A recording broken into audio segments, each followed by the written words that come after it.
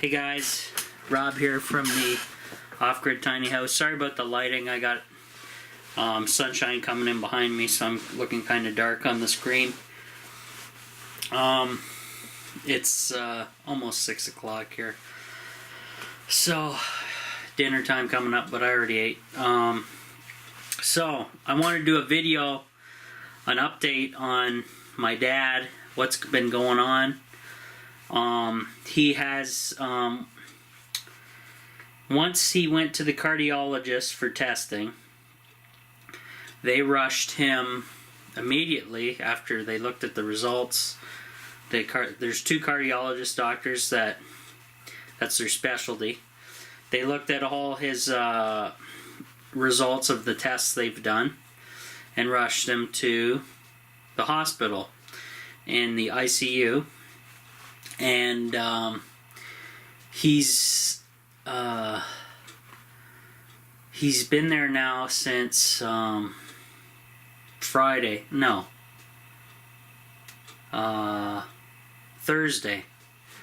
Since Thursday. And it was and what it is, guys, it's fairly strange. If it was I consider it critical, but after being hospitalized here in the ICU, seeing a number of doctors, going through every test under the book, he is okay. But he can't leave the hospital. He has to wear this device that if something happens to his heart, an alarm will trigger and they'll come rushing in. He can walk around with this device. It's portable, and he has to stay confined to the ICU until Monday, where he will be transferred via a ambulance to a larger city where they have the high-end doctors and specialists there in order to work on him. What they did on the Friday, they sent in all the information that they took while he was there, and he's still there, and sent that to the other hospital. The other hospital has all the results. They've been reviewed. However, he cannot get in until Monday, so he has to spend the entire weekend, which is a long weekend for him because he got admitted Thursday. He's got to spend from Thursday until Monday, and then Monday they take him and in an ambulance an hour and a half drive away to a large city, and I will be driving my mom down there, and my brother is able to get there as well after he gets off of work. And what happens is, I guess they're doing an angiogram, which is some type of method they use to put a dye into his veins either through the groin or the wrist, the access points, right? And then they will either do a bypass, a stent, put a pacemaker in, or do some other option, or do nothing, right? And then he has to, after that, whatever they find, they're either going to hold him there for longer or what. It's up to them now for recommendations. And then he also has to see another set of doctors that is doing heart rhythm. So they check the rhythm of your heart, if it has a steady pace or whatever. So they have to also look at him and go from there.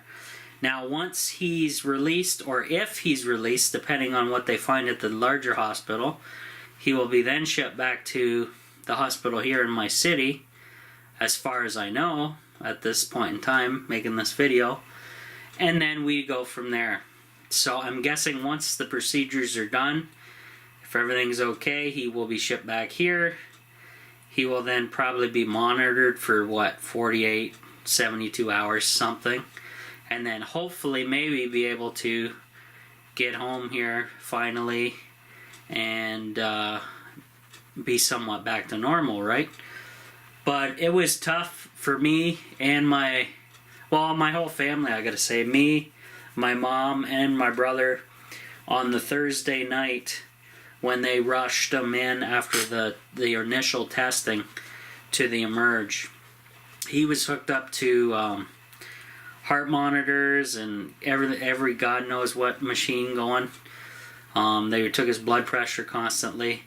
I'm talking to you now on Saturday, and all those machines are off of him except for the device that's attached to his heart as a warning device. I believe that's what it is. There's a ton of wires coming out of it. But he's getting very good treatment. The only thing is he's dying of boredom, so we brought a tablet up, and there's free Wi-Fi at the hospital. So he's watching YouTube. He's actually watched some of my YouTube channel videos here, which is okay. He watched a bunch of our family vacation videos that I took as well. We've had talked to other relatives, and they've come up and visited or talked to him on the phone. He has his cell phone. He's able to make calls all the time and stuff like that. But the first night, guys, I tell you what, I couldn't sleep. My mom could barely sleep, and she took the next day off. She called in sick because it was impossible. Everybody was crying and everything, right? I was pretty messed up as well. My brother had a hard time as well, and what I did because of the situation, I had to then take over all the workload because he's unable to do anything, of course, right? Because we got health issues here. So I did step up, take control of everything, and get all the jobs done that we have to get done. But what I did was to get some sleep, I took a couple sleep aids from the Dollar Tree that I purchased a while ago, and they worked. Though I only got about 3 hours sleep, three good hours, though. I was blacked out like that. But that's all I could get done, and then I was up and had everything going, and had to rush and check and see if my dad was okay, and he was. So yeah, so they have him on blood thinners. The nurses occasionally check him manually they check his blood pressure manually with the sleeve and pump. But initially he was on the digital thing where he was wired in, and they'd be taking his blood pressure ever so often on the machine. But now he's down to just they're just monitoring. He can't leave the hospital. He can't even leave the wing. It won't let him leave the wing, or the alarm will go off on his device. And he's just anxious to get out of there, because he's not normally one to just sit down on the couch and watch TV or anything like that. He's always a busybody.